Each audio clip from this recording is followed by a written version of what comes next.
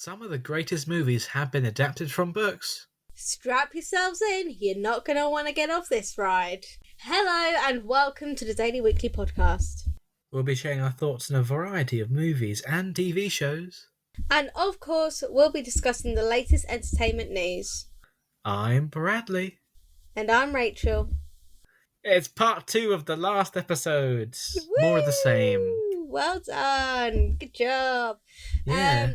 So basically, I've just been reading so much that we had some overflow. We had some extras. And these are the ones that didn't make the first cut.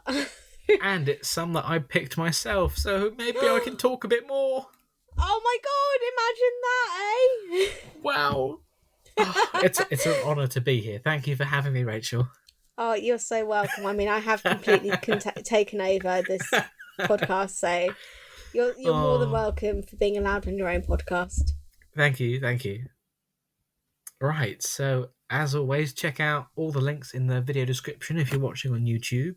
If you're watching or if you're streaming and listening to us on Spotify or Apple Podcasts, head over to the YouTube channel because there's some other cool things over there waiting for you. And be sure to use the hashtag Daily Weekly Podcast to keep the conversation going. If you are enjoying this, then be sure to like, comment and subscribe wherever you're listening. And why not share with a friend? And with that out of the way, let's get into it. Okay, so this is part 2. So this is our additional, maybe not our ride or dies, but just still pretty good. Yes, definitely worth a mention. Yeah. So the first one, I honestly would be more surprised if you had heard of it than if you hadn't heard of it, if you see what I mean. So, Old Possum's Books of Practical Cats is a poetry book, and anyone who knows me knows that I absolutely despise poetry. It's the only poetry book I've ever been able to physically look at with my own eyes because it is that good. So they're written by T.S. Eliot. It was originally published in 1939. You may not recognise the actual title of it as Old Possum's Books of Practical Cats, but it did inspire the Andrew Lloyd Webber musical Cats and the Tom Hooper film Cats, which came out in 2019. Absolutely stellar cast. And I love cats, so this one spoke to me. Oh. Yeah, I don't know if you knew that. I have a couple of cats. So have you ever seen the musical or the film? No, I haven't seen the musical. Although I did hear that the film got a lot of... Well, people didn't like the film, that's what I heard. People don't like the film. I think it's really hard. I think we spoke about this in the last episode about Fantastic Beasts, in that you kind of get to a point with a franchise or with a series or just a branding, I suppose you could say, for this instance, where they tried to capitalise off it too much. The book, brilliant. The musical, brilliant. Yeah. The film, okay, but when you compare it to the musical in particular, it's just dire. Yeah, that's yeah. Which is such a shame because it had all the marks to be a really great film. It had an amazing cast as well. Oh, it really did. There was some great actors in that. Yeah, I mean, James Corden was in it, Taylor Swift, Jennifer... Well, hold on, I just... When I say amazing actors, I don't think of James Corden or Taylor Swift. Okay, we're very different people. Ian McKellen was in it. Ian McKellen. Yeah, I was thinking Ian McKellen, Judi Dench. Yeah, okay. James Corden. Taylor Swift. They're the first ones that came to mind, okay? Obviously the music in it is just iconic. Everybody knows the music. I do think that the way that they superimposed the faces, or however they did it, the costumes and then the blending of the actual skin, just very creepy. I think I mainly included this on the best movies based on books, but more for the musical than the actual film. Yeah, I'm a massive musical fan, so unfortunately I haven't seen it yet, but obviously I know all the songs off by heart, and yeah, one day when the theatres are back open again, I would love to go see it. And some of the poems in it are really funny. I read it when I was really young. Again, I think I read it when I was about 9 or 10. So. Yeah, one thing I'd like to do when things go back to normal is definitely go to the theatre more often, because the only time I went, it was on a couple of school trips, so I've never... There was a point in time where I would spend, like, any extra income I had on theatre tickets. Because if you get the really shoddy seats right at the back, they're actually quite good value for money. It is quite a trek all the way up to the very back of the theatre, but you're still there. And like we were saying in the last episode about the cinematic atmosphere, it's definitely the same in theatre. And I was meant to go to the theatre, I think 2 or 3 times last year, and they all got cancelled. I've already booked in to go in May. One of my friends bought me tickets for my birthday to go see Waitress, and I really hope it can happen. I know. Well, we both love the theatre, and I'm really hoping I can go, but I don't know. Fingers crossed, you've got to stay positive. Fingers crossed. I've also got another one booked in June, basically just going to all the rescheduled ones. Yeah. So yeah, hopefully if COVID goes in the next couple of months, I should be able to go to the theatre again. Hooray! That'd be great for all of us. Just get me somewhere that isn't my bedroom. and maybe she'll be able to stop talking because she's in the theatre. Yes, maybe I will actually stop talking. So that's all I've got to say on that one, really. But if you are a massive Cats fan, definitely check it out. I think it's also a really good way to introduce children to poetry. It's not like the easiest poetry in the world, but I definitely find that when you can introduce a book to a child and then show them the film of it, they respond so much better to it, like Peter Rabbit and any other kids' films that I can't think of right now. But like Cats is really, really good one to show them, to get them interested in poetry. Yes. Nice. That was a nice, short but sweet one. It was. Yeah. And now on to one that's potentially a bit more of a... well, maybe a debate, but... Oh, yeah, it is a bit of a debate, and I want to know your answer first. Okay. So, the topic is, can we compare A Christmas Carol to A Muppets Christmas Carol? And yes. By which version of A Christmas Carol are you wanting to compare to the Muppets version? The book? Written by Charles Dickens? I didn't know if you meant wanted to compare it to one of the other films as well. Oh, okay. No. What? I mean, if you want to do that, then crack on, because I know you wouldn't have read The Christmas Carol. But oh, you say that so confidently. I'm about to shut you down, woman. I don't mean it like that. I have read every single line in A Christmas Carol. But can we compare prose literature, like Old English literature, to a green puppet American... who's a frog? Yeah, a green puppet, American comedies. Who'd have thought? I don't think Charles Dickens would have ever imagined this would happen to his book. No, I mean, poor sod is probably, buried wherever he's buried and just seriously, guys? Yeah. Seriously, there's a green frog puppet playing...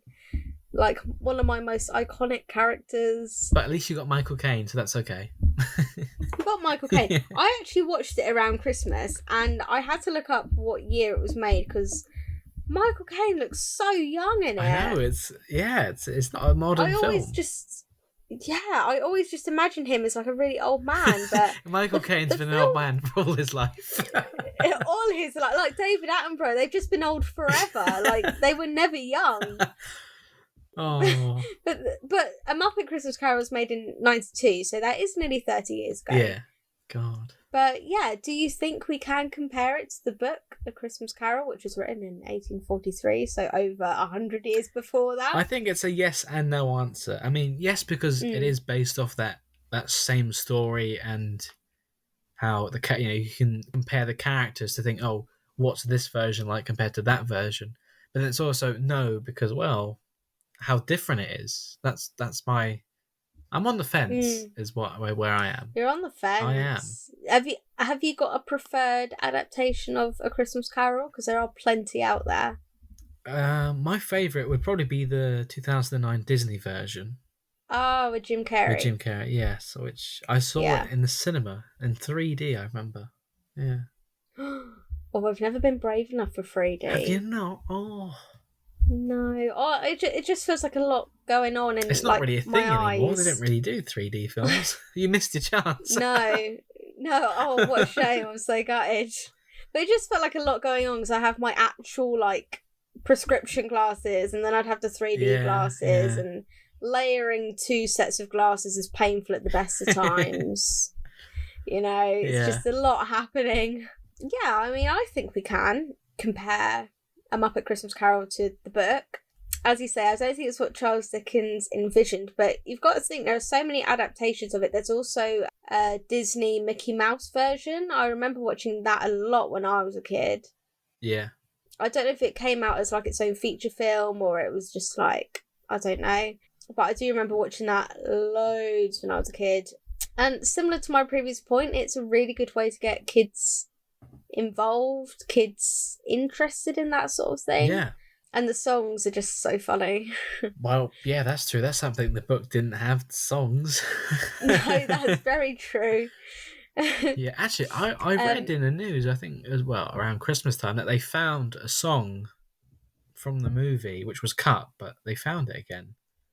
That was Did they say why it was cut? I think it was just to do with the length of the film, and they had to cut it. They had to cut it for time, and then like everyone thought, that version like was just lost, but then they found it recently. So I was like, oh, that's interesting. I'm gonna have to find that now. Yeah. I'll play it on repeat tonight. Yeah. My neighbours will love me. I'm sure that's a thing. I'm sure it is. I'm gonna Google it and make sure. Yes. But yeah, but no, I really enjoy it. And I enjoy the book. It was. I mean, it's not long. It's a nice short read, and when I read it, I was like, wow, I can't wait to read the next bit. This is actually good. Yeah. And I haven't bought a copy. But, that's what happens when you read. Well, sometimes I'm just reading it because I have to. Sometimes I'm reading it and I'm like, I want to read more. I want to know what's going to happen. Yeah. But yeah, so it's on my book buy list. That's what I want to get, a copy of Christmas Carol. Oh. That's the only one on that list. The only book to buy. Along with all the ones you mentioned in the previous episode. Yes, absolutely. I'm sure you're definitely going to be buying them on eBay as soon as we stop recording. Yes. And there's also such an important moral in it, and the moral isn't lost in the Muppet version either, of the gratitude and that sort of thing. I can't quite remember. Is it gratitude? Is it just kindness? I suppose it's all of that, isn't it? Yeah, definitely. And I remember the first time watching the Muppet Christmas Carol and the Disney Mickey Mouse one, where Ebenezer Scrooge actually wakes up Christmas morning and he feels happy and he buys he gives the boy money to go buy his family turkey, and just being like, oh, there are some nice people in the world. Yeah, I think it's just really important. And then kids always want to be like, oh, I want to do something good, and it's like, okay, you've got to think of something because we can't buy everyone a turkey. Yeah, I just think it's really sweet. And like I said to you before we started recording, it's my stepmom's favourite Christmas film, so roll on November and that is all we have on the telly. Oh, looking forward to Christmas already. Oh, love it, absolutely. It's my favourite time of the year. I just love it. As soon as Halloween out the way. I am getting better at it. I'm getting better at liking Christmas. I definitely still prefer Halloween. Yeah, I'm not a Halloween person. I'm just not interested. Not bothered. Not even about all the sweets. Yeah, I used to be, but now I'm older. I can't go trick or treating anymore, so I'm kind of bored of Halloween. Can't go trick or treating anymore. Means nothing to me now. I won't answer the door to any other kids. Oh, that's really harsh. What did they do to you? I'm an old man. I'm in bed by then. I can't do that. What, by 6 p.m? Yes. Oh, that's so sweet. Okay. Right, let's go on to one that you can talk about most, because I actually haven't read these ones. No, well, I suppose it's hard to say read, because yes, although there are books, it all originated from comic books, and people are, comic book isn't a book. Well, still reading. it's still words. There might not be many, but there are words. It's a book. Then you get into that whole, oh, was it a graphic novel? Well, that's kind of in between a comic book and a book, and it's, yeah. But so many things. yes, but I think it's safe to say that a lot of the Marvel movies, especially the ones in the Marvel Cinematic Universe, are some of the most successful. And I think Avengers Endgame, the latest Avengers movie, is the highest grossing movie of all time, with over $2 billion earned at the box office. Jesus. That's crazy to think that, Yeah. people, it's just superheroes, but hey, there's clearly a market for that. People are going to see. There's just a very slight market for it. Oh yeah, nothing too big or anything. Yeah. But I put it on this list because, it's been going, like, some of the first comics were made back in like the 30s and the 40s, and now it's still going strong today. And then there's all sorts to it, and I think, oh yes, it's definitely some of the best movies based on them because they're the most successful. I think if they're well received and they made a lot of money, I think they're successful. Oh yeah, absolutely. And also if the viewership can match the readership, if you can love a book as much as you love a film, that puts it on this sort of list. The best movies based on a book.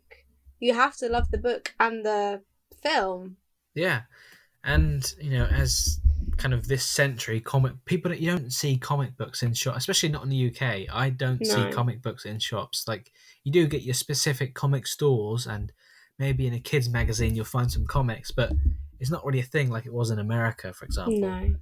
But, since these movies came out, there's kind of been that resurgence. You can get them on your phone or on the internet now. You don't have to buy the physical books. Same with any books, really, now. You don't have to get the physical thing. You can go online and still read it.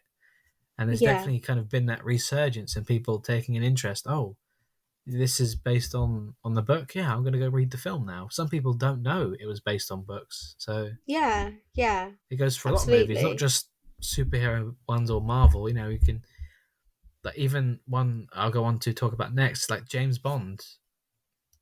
When I was young, spoilers. I didn't know the James Bond series was based on books, but it is, and there's so many books and so many movies, and people go back to read them after finding out about the films. So I think they definitely go hand in hand.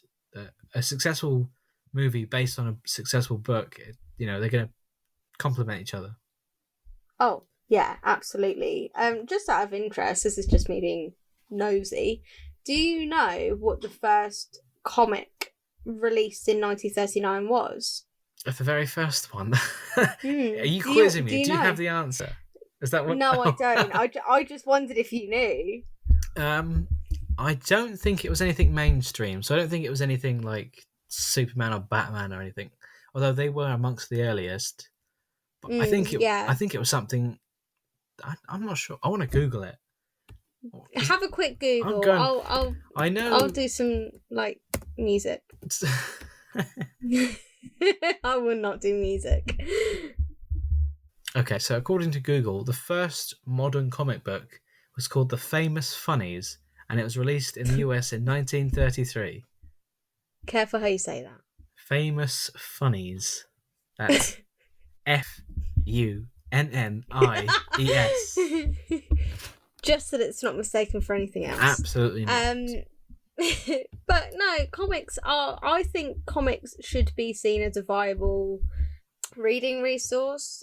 I know that for my brothers and my cousins, who are all boys, reading for them did not come as naturally as it did to me. So getting them to read anything was a miracle and a struggle, all in the same breath. So getting them to read a comic, just to get them to recognise words and understand how stories and narratives works, that was just amazing. And then as they got older, we could wean them off them and get them to read proper paperback hardback books. But yeah, just for that beginning stage, and they always feel so proud of it.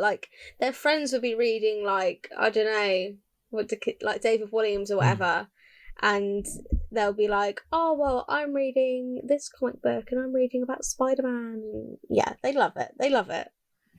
Yeah, and just going off that, I think, especially these days, a lot of kids don't read as much in general. There's so much content online and videos and all these apps, YouTube, TikTok, Instagram, and they just want to watch stuff. But I think if they're watching cartoons, for example, a comic book isn't too far away from that. So you could go from right, they're watching a lot of cartoons. If they can start to read a comic book, then they could go on to read a book. It can be that kind of progression. So you could, there you go. That's my parenting tip. If you want your kids to read a book, start with a comic book. Parenting tips from two very single, very young people who have no expertise in this field. But that's my parenting advice. We have no idea. Well, it might not even work. I sort of have an idea, but not really. So don't take it as gospel. That's just an idea I thought of just now, but I think it could work. I think you're definitely right. And there's just so much good that can come from reading. I don't want to sound like I'm being patronizing or preaching or anything, but just allowing a child to use their own imagination is just so powerful. Definitely. And if we can only really introduce that through comic books, then so be it, as long as that imagination is being stimulated in some way, so be it. Yeah, and it's hard because, a lot of kids don't want to read a book. They just rather be on their phones or on a tablet or something and just watch things instead. But and a lot of the time kids will say to me, why am I gonna read a book when I can watch a film? It's so much quicker. Well, some comic books are quite quick and easy to get through, and like I said with Christmas Carol, it's not that long compared to some other books. No, the T.S. Eliot Old Possum's books of Practical Cats, that's quite short. I mean, it's literally a poem on each page and can't be more than about 50 pages long. Yeah. So from one successful movie series based on books to another one, which I alluded to earlier, James Bond. So they were written by Ian Fleming from 1953 to 1966. But, even after his death, there's been people writing these books. Yeah. And I even met... They did a series for a young James Bond. And I met the author, Charlie Higson. They came to a school to do a little reading, a little promotion for the books. Cute. And so it's cool, because I'm a big James Bond fan. So of course, I didn't read the book, but I met the author of the said book. Yes, I mean, obviously I didn't read it. Well, I'm actually going to disappoint you now. I've never read a James Bond book, nor have I ever watched a James Bond film. You have not even seen a film? No. They're on TV all the time. I know, and around Christmas, you see bits and bobs, but I've never sat down and properly watched. I can't even ask you who's your favourite Bond, because you won't know. I can choose the most attractive. But my dad, it's the one thing that my dad is ready to disown me for my whole life. He's quite ready to remove me from the family because I just have never watched the James Bond film. Oh, yeah, I think out of all my family, I'm probably the most into it. My dad kind of is, but I think I am more so. Yeah, I just don't know why. Yeah. What do you love so much about them? I don't know. It's just a cool British action movie. He's a spy, it's just cool. The gadgets, the cars. Cool. Yeah. As a kid, I'd love that sort of thing. I won't be a real spy, but I can be an actor and be James Bond. I can't commit to being a real spy, so... So I'll just be an actor who pretends to be a spy instead.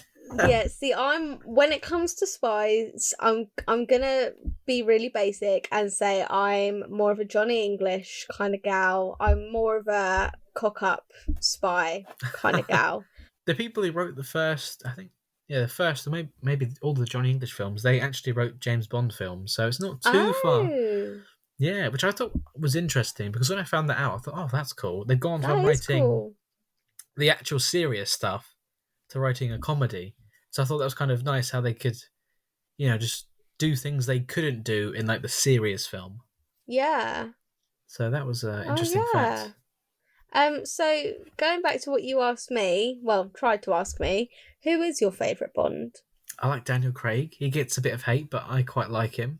Mainly because Oh, he was the Bond that I controversial. grew up watching first, because he's the current one. So Yeah. there was him. But I like Sean Connery. You know, he was the first. I've Yeah?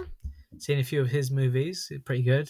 And Yeah? then Pierce Brosnan. You know, he's kind of he had his own charm about James Bond. So I think he's quite Yeah. cool.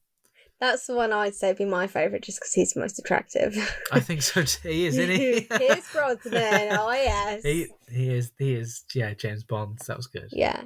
Who would you love to see as James Bond? Because I know there are always rumours, aren't It there, as to is. who the next... It's a very topical question. Who could be the next James Bond? And I just don't know. There have been loads of rumours about Idris Elba, maybe. What do you think about Idris Elba? I think he's a great actor, but I just don't see him as James Bond. And that's not because he's not a white guy, but Idris Elba to me is a bit more kind of rugged compared to James Bond. I think he's a bit more... Yeah, like he seems a bit too tough to be James Bond, I think. I mean, I would probably watch it more if Idris Elba was in it, because he does have a very special place in my heart. Yeah. After binge watching Luther one summer. Yeah. And yeah, I probably would watch it if Idris was in it, but you know. Yeah.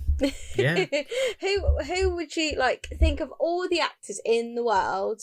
Who do you think would be your favourite? Like, who would you love to see in that role? I just don't know, because every time a new, I mean, let's say typically a British male white actor is in some new project, they're like, oh, he could be the next James Bond. Or not even, you know, it's not all based on the race, but even these days, it's not even just the white British actors. Obviously, Idris Elba, or I mean, there was another one recently. I can't remember what his name was, because he's in a show I haven't watched, so I don't know the name of that either. But he's in a show I haven't watched, and that sounds like loads, to be honest. But yeah, every time this new actor has done a project, they're like, right, are you the next James Bond? Is it you? Is it you? So I don't know, but people want Tom Hardy, don't they? They want Tom Hiddleston. Tom Hardy would also be lovely. I think he could pull it off. Yeah. Yeah, I mean, Venom on the side as well. He can do both. I'm sure he can. He's very skilled. Mm-hmm. I'm sure he can multitask. Yeah. I was actually thinking, I don't know if he'd be too young, actually. Maybe like Richard Madden. Yeah, he's another one who's been... I think that's good. I mean... Because I'm just listing all the guys I fancy. I think they need a younger guy to be Bond. Like, not too young, but... No, yeah. They want the films to keep going, right? They want to make as many as they can with one actor. I know. And I think... You can't get, I don't know... Ian McKellen in to do it. Exactly. I mean, it would just take it out of him. Yeah, and I think Daniel Craig's in his 50s. I want to say he's in his 50s now. But it just sounds so unrealistic. I mean, my parents aren't even 50 yet, and the idea of them jumping from building to building is just... It's crazy, right? Beyond me. My mum struggles to get out of bed most mornings because of backache. How is Daniel Craig... sword fighting or whatever he's doing. Yeah. It's on the kind of similar Mission Impossible, Tom Cruise, that guy's, he's 56, 57, and he does all his own stunts. And you wouldn't think my grandparents were grandparents by that age. Yeah. Can you imagine your nana, your granddad, doing what he does? I know, it's great. No way would they be able to do that. It's just they must be on some certain type of steroids or something. Just to keep up with the stamina. My mum, she'll work for 4 hours and she'll be like, I'm gonna go for a lie down now. She couldn't keep up with them at all. Not my man Tom Cruise. He is not my man. He's a machine of a man. When it comes to doing those stunts, Oh, good God! I don't know how I feel about Tom Cruise. This is going so off topic, but I really don't know how I feel about Tom Cruise. Really? Well, there was that controversy about him shouting at his staff I heard about that, and do you know what? I understood where he's coming from. So I do agree with him, but there is ways to go about things. I mean, we don't know the full story behind it. No, we don't. Yeah. But it didn't make him look very good. Exactly, and I feel like that was done deliberately. That's what I feel. Oh, conspiracy theory. Yeah. So, okay, so you sort of answered the question of you haven't read any James Bond books, but you have watched the films. I have. And that's good enough, I think. It is, yeah. Like, I'm a movie guy. That's what I am. You've got to make time for both. That's the thing. But now you're here. Look, it's got that balance. You know, you're the books and I'm the movies. There we go. Yeah, what's Jake? Jake is TV shows, I think. Jake is TV shows. Okay, yeah. That's fair. Yeah. See, look, it's a well-rounded trio. We're doing really well as our little Three Musketeer thing. Mm-hmm. So we ready to move on to the next one? Yeah, this is back to you. Back to me. It's mostly me. So, couldn't talk about movie adaptations without talking about the Chronicles of Narnia by C.S. Lewis. These were children's books written in the 50s, and they were made into films between 2005 and 2010. Something that we've actually said quite a lot for a lot of the films we've mentioned is that it's a series we sort of grew up with. I remember when the first one came out, and I remember that Christmas my nan bought it for me on DVD, and I watched it like, oh my god, I must have worn that disc out so much. I just loved it so much. And then when I was at school, when I was in like year 3, so I would have been about 7 or 8, I read the Chronicles of Narnia and I loved them. I didn't like the Prince Caspian one. Yeah. But I really like the others. Yeah. So it's weird reading children's books from that time because they are so much more mature than like David Walliams or anything like that you would find written nowadays. But they are still very... If you have a confident reader, I would definitely push them into reading that sort of thing. Oh, definitely, yeah. So have you seen the films? I feel like I'm sort of hanging on to my hope with you by a thread. Oh, really? Is that how you feel? It's just that, have you read anything ever?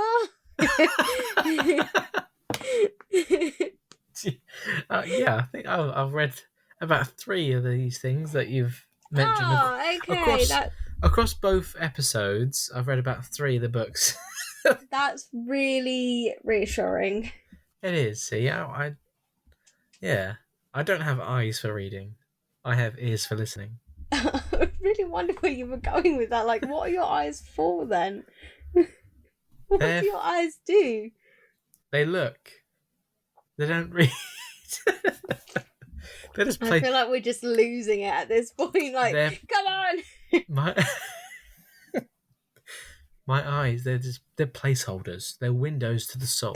They're placeholders. Okay. Like a coaster. Yeah, don't put your cups on my eyes.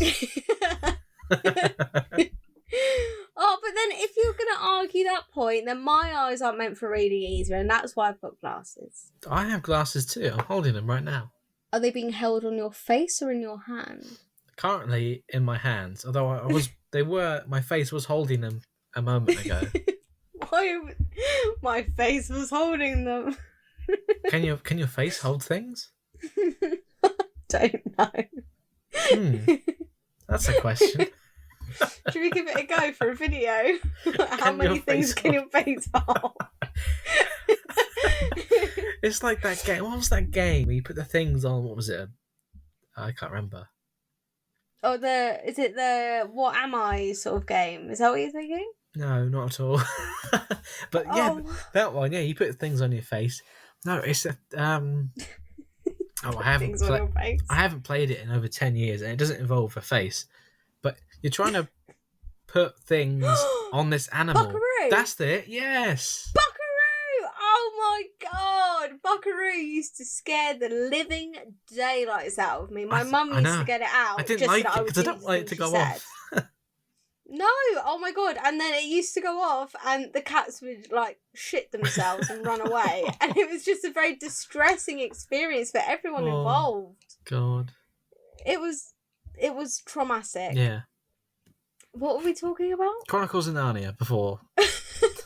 Have you watched any of them? Yeah, I've seen them. I've seen the first 2. Oh, good. Okay, what did you think? Yeah, they're good. They're nice, aren't they? They did come out when we were growing up, so do you have like your childhood memories with these sort of things? Because I definitely do. Yeah, I do. Yeah, and my stepbrother actually put the actual Lion Witch in the Wardrobe one on the other day on Disney Plus. I didn't realise it's on Disney Plus, but it's on Disney Plus. And he put it on and I was like, oh my god, this reminds me of my childhood. And he was like, Rachel, this came out like 3 years before I was born. And I was like, well, that's just so rude. I find it really hard when I look back at the old films that we sort of grew up with as kids in the like mid-noughties and things. And then my stepbrother would just be like, actually, Rachel was born in 2008, so I don't have a clue what you're on about. It's painful. It's painful. It shouldn't be a thing. God. This is why younger siblings should not be a thing. So all siblings should be the same age? Born at precisely the same time. So that Precisely. They cannot be younger and they cannot be older because then you'll be younger. Not allowed. Well, that's true. Are you saying we shouldn't have siblings? Basically, my mother should have stopped when she noticed me and was like, oh, there is beauty and grace in this baby. Why do we need more, huh? I know. I mean, she clearly thought she needed to do it twice more. But with my middle brother, who's 17, it's not too bad because he's only a couple years younger than me, and we sort of, like he was at least alive when the first film came out. Yeah. Whereas with my youngest brother, it's like, oh my god, you're so young. Like 2008 was like 3 minutes ago. Like, how are you taller than me? Yeah. So yeah. But no, in short, I love the Chronicles of Narnia. I think I really got into it because it's set during the World War. Yeah, that's what I liked about it. Yeah, and I had this like really morbid fascination with the World Wars when I was younger. I still kind of do.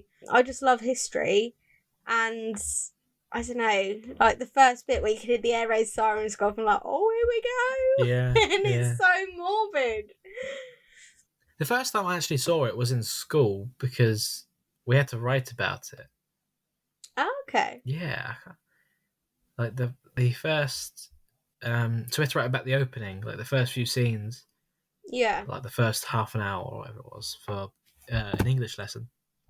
And then, it was a Friday afternoon, everyone was all just relaxed. And it was nearly Christmas. So we got to watch the whole film. And yeah, that was the first time I saw it. And I just really enjoyed it from... Yeah. Like, I don't want to sound cheesy if I say this, but I don't know if captivating is the right word. Oh, I was mesmerised by this film and think, oh, what is this wonderful thing? But it was enjoyable. I was like, wow, this is pretty good. Yeah. So that was my earliest memory of it. I do still, as an adult, cry at the scene where the White Witch tortures Aslan. I will never not cry at that scene. I had to skip it so many times because I just can't cope. I haven't got the stability for it. Yeah, and the movie's had a great cast, so that was good.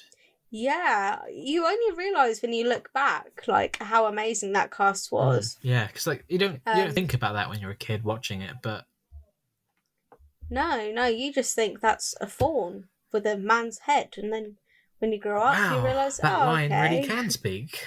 Wow, that's amazing. Look at you. Aren't you so clever? So if I go into my wardrobe, I'll be transported into a different world. The amount of times I hid in my wardrobe, and then because I was a slightly obese child, I used to break my wardrobe, getting in it. And I used to be like, Mom, why won't it let me go to Narnia? And that's when the harsh reality hits. Dear. I'm really glad I did that in my childhood. Yeah. Might be a bit weird if but you do it that's actually now why, as an adult, I don't have a wardrobe. One, it was too expensive when I moved in, and two, can't have any more Narnia accidents. So. Well, there you go, folks. If you were wondering, there you go. Why I don't have a wardrobe? It's because I can't be trusted. Can't be trusted not to go to Narnia, really. I know, and it was even like the big thick like fur coats they had. I was like, Mum, I want a fur coat. And she's like, no, you don't. You're 10. And then a year later, I became a vegetarian anyway. So. Well, there you go. Everything happens for a reason. Oh dear. It does indeed. Yes. So does that wrap up our list there? Yeah, so if we want to go on to the intermission. We will indeed. So I've just seen what your news story is for this week. Oh my god, that's so dramatic. Okay, sorry, I won't ruin it. All will be revealed. Okay, so if you are liking what you are hearing at the moment, don't forget to like, comment, share, and subscribe wherever you are listening to us. Yeah, and if you want to see a bit more, something a bit different, which you might not have seen yet, we've been promoting it for a little while now, but hey, you could be new, so we want to let you know that we do have a second YouTube channel. If you're not, maybe you haven't even heard of our first YouTube channel, so how are they listening to us? Oh, right. Yeah, we are podcast on a variety of platforms: YouTube, Spotify, Amazon Music, Apple Podcasts, Google Podcasts, everywhere else. There's a long list. All the podcasts. Literally, you can't find a podcast app, but we won't be there. I'm sure of that. It's not a guarantee, but we're 90% sure. No, yeah. And 99.9%, just for legal reasons. Just for legal reasons. If you want to have a cheeky look in our description and see where to stalk us on all our social media, you can. There are lots of social media links, so don't feel like you need to follow them all, but we will cry if you don't. Actually, follow them all, but don't stalk us. We, keep a safe distance. It's 2021. Everything's about safe distances, okay? Yes. Because we're all about that. And if you want to let us know that you're also all about that, then use the hashtag #DailyWeeklyPodcast, so we can interact. We can chat. Yeah. And if you are wanting to start your own podcast or YouTube channel, apparently Bradley's been asked this lots of times. I personally haven't, which I find quite offensive. Please check out the links in our description below to see the sort of gear we use, what we edit on, and all the technical stuff that I'm clearly not aware of. So I will be checking it out. You guys should too. And yeah, just to quickly backtrack there, I wouldn't say I'm asked all the time. I don't want to big myself up. Every time we get onto that section, you're like, people ask me all the time. Well, and I'm like, who? I only say it in case someone's listening for the first time. Oh, big yourself up a bit. No, just to let them... Yes, I might repeat that every episode, but it's just we gotta make a little thingy, like a compilation now of you just saying, people always ask me. Everybody in that we have a exclusive group chat for like-minded creators, and almost everyone in that chat has asked me how to start a podcast, and I say to them the same thing. Me. I'm not an expert, but I'll help if I can. Oh, what a love. Okay. But so now I also want to say one more thing. Go on. If it wasn't for Rachel, then I wouldn't have done a podcast to begin with. So there we go. It all comes full circle now that you're working for us. It's all come full circle. Exactly. I mean, first I inspire you, now I work for you. It's just, it's beautiful, honestly. Doesn't it reflect life perfectly? It reflects society. It does. You could go from being at the top. It reflects society being... It's like the student has become the master. Quite literally. I have become a student again. And I am a student again. Yeah. And then you'll become master again and take over. I think I'm halfway there, I'm not going to lie. You move quickly. Well, you can't muck around this day and age. Oh, it's time for the not yet titled news. Oh, is it? It is. Oh, no, it isn't. No, it isn't. Damn, I'm getting ahead Good of myself job. now. Right, the student has become the master. Has he? Has he? Well, like you said, you don't want to waste time. I wanted to save my job, but I still have it. Oh, no. Right, okay, we're going to hold it together for the last two. Yes.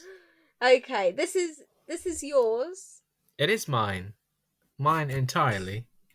So now it's time for some honourable mentions. You know, nothing too big, but I think they're worth talking about. So the first one would be the Godfather series, written by Mario, I'm going to pronounce this, Puzo. Could be wrong. Yeah. Written from 1969 to 2012, and the movies were directed by Francis Ford Coppola from 1972 to 1990. Now, obviously, I have not read the book or seen the films, but from what the internet tells me, thank God for you, internet, that the film, especially the first film, the sequels not so much, but the first film is one that everyone's saying, "Oh, you got to see this. It's a great film." And I've been told to watch it so many times. Yeah, me too. And everyone said you got to watch The Godfather. Like, it's just a cinematic masterpiece, and that's. I mean, I haven't seen it, so I can't say if that's been dramatic, but a lot of people always talk about it. Again, the sequels I've heard, they aren't that great. They're good, but the first one was better, and there was that. Always that way. It tends to be, except for Shrek and Shrek 2, because Shrek 2 is better than the first. Let's compare The Godfather and Shrek. There you go. That's a topic. Or maybe because I haven't ever seen the Godfather films either, because I think my parents shielded me quite a lot from scary films. Maybe we should do like a reacts video. Yes, there we go. React to the Godfather. That'd be like getting our first reaction to the Godfather. Yeah, I feel like that's a big one. If you want to see that, let us know. And we'll do it in COVID safe times. Whenever that'll be. So I'll just come over in like a hazmat suit. I'm safe and ready to go. Don't worry, I've got a 2-meter pole, so that'll keep me safe. What for? For COVID security. You have a pole? Yeah, for COVID security. I got it from the company, COVID Security Solutions. Okay.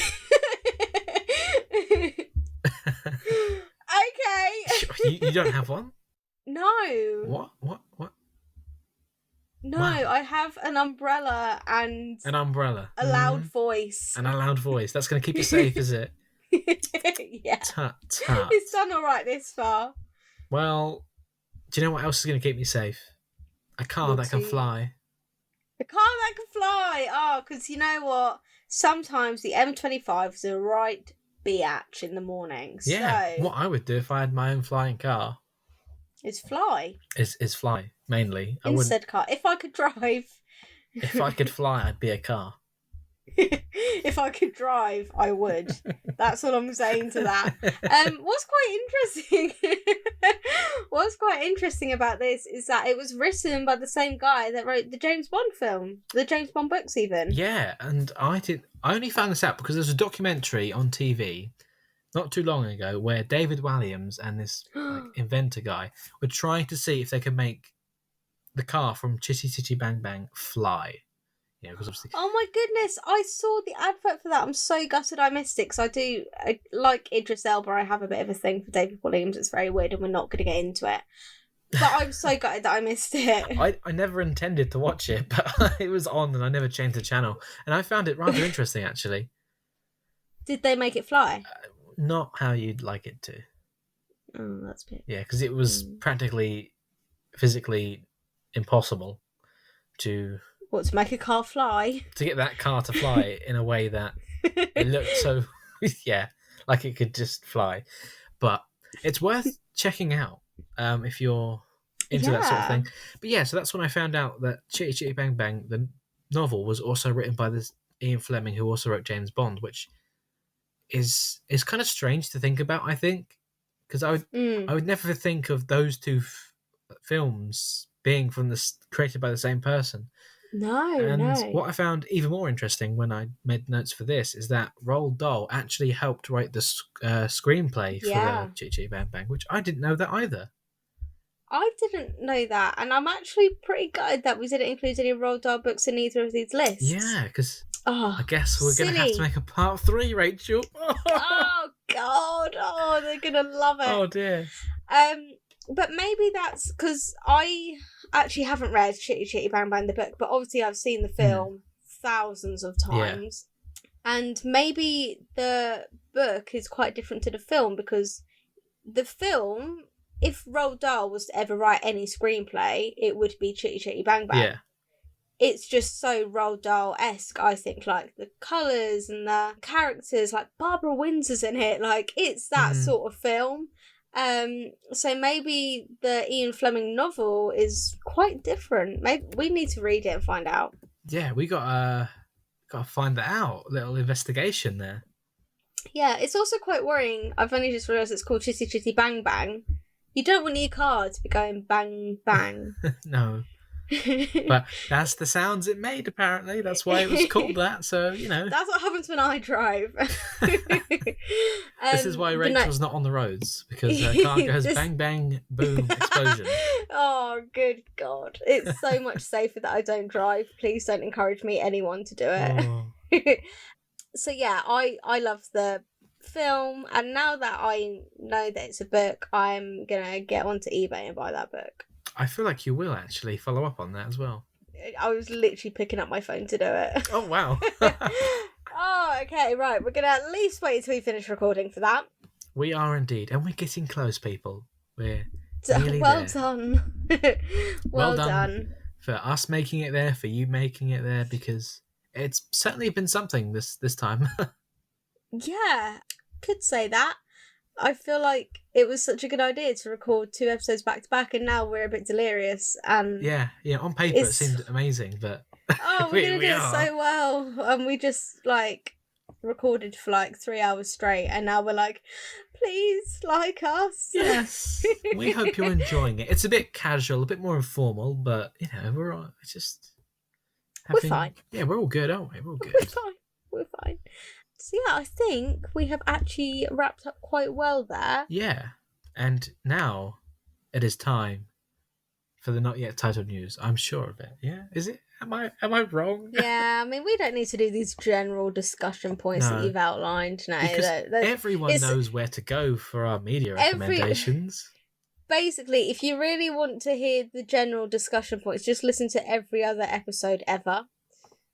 Not ever. It used to be different, but we're changing, so things are different. It's basically the same amount of episodes as when Bradley said, "Everyone always asks me."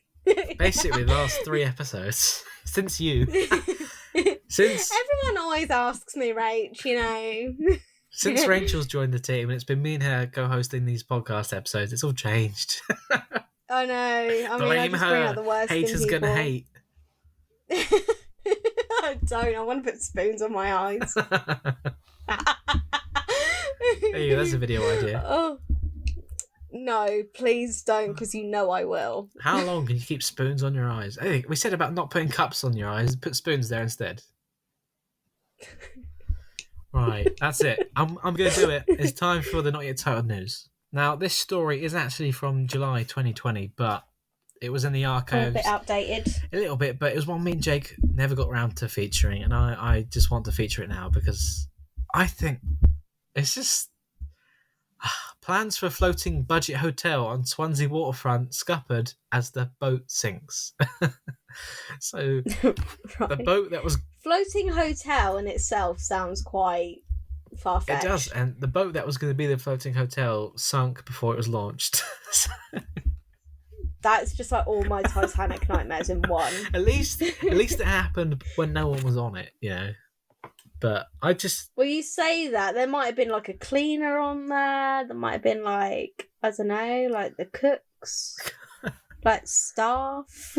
No one cares about them. I just found it funny because it's just... Because you're a sadist. No, not at all. But it's just ironic, isn't it? Oh... It is. Why did it? Do you want to read out the article and then I'll stop and Then you can interrogate me for my choice of articles. Oh, absolutely. A dream of the first ever floating hotel in Wales was scuppered after the boat earmarked for a transformation into the venue sank. The waterfront in Swansea was to be the site of a budget hotel on a boat with bar, restaurant and coffee shop. Punters would have been able to enjoy a night on the water for little as £20 with live entertainment thrown in sometimes. That's nice. Sometimes. Sometimes. Occasionally, if you're lucky. But the 42-metre MV Oliver Cromwell, which is the name of the boat, has sunk off Northern Ireland after a battle between bidders, reports Whale Online. Why is it just...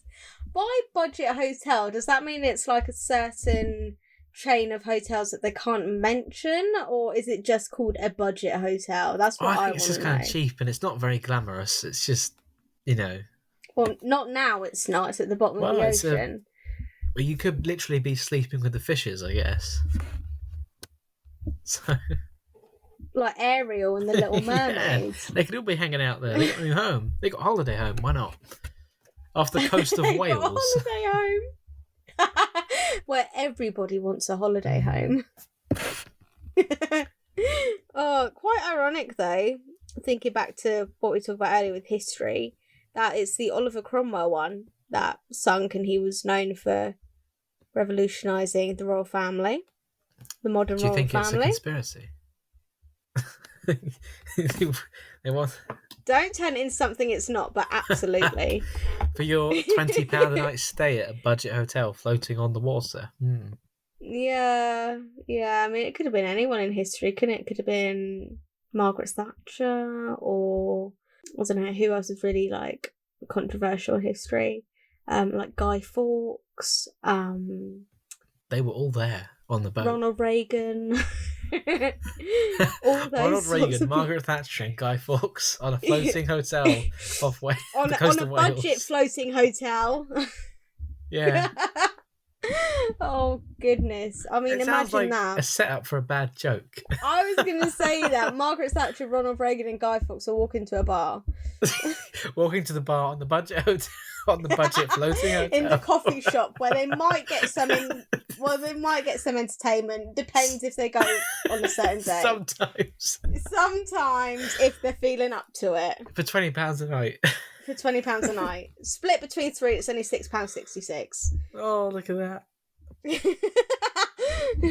Oh, that's pretty much all the article was, really. That was beautiful, really. I love dissecting your really well researched news stories.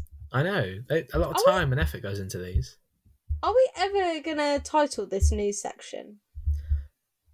No. Okay. Just thought I'd ask. Well, because it's been called the Not Yet Titled News for nearly a year. That's the beauty of it. We didn't have a name for it at the start, and now it's kind of stuck. So the name is the Not Yet Titled News. Each to their own. Mm-hmm.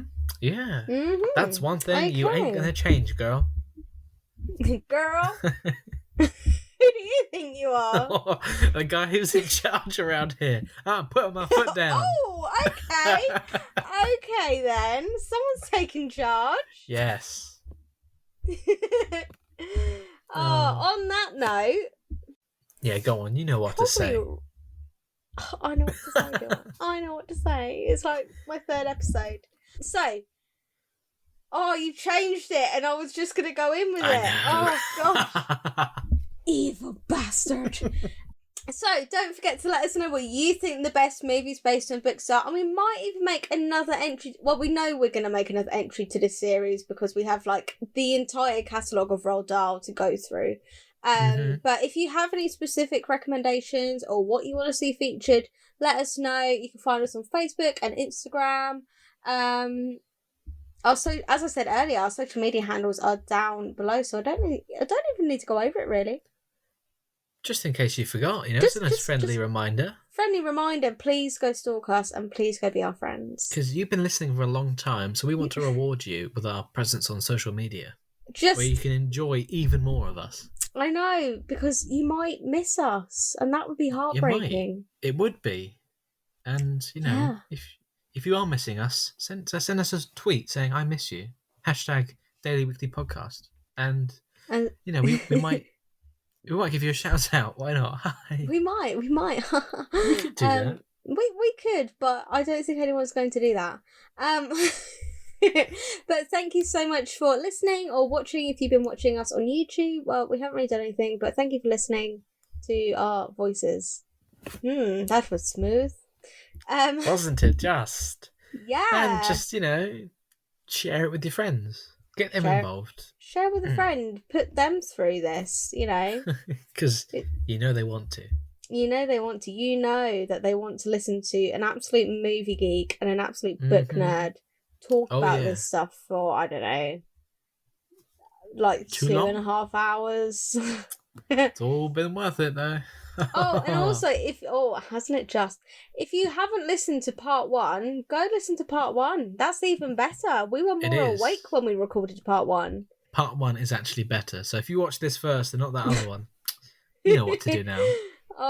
Just go check it out. It's a little bit longer, but we are more awake, and that's the main selling point of that one, really. You might find out something else you don't know. There could be a secret. Maybe. I can't actually remember what we said, so... Yeah, because, it was... Yeah. Anyway, we're rambling now. We are. We don't want to do that, so thank you and goodbye. Thank you. Bye.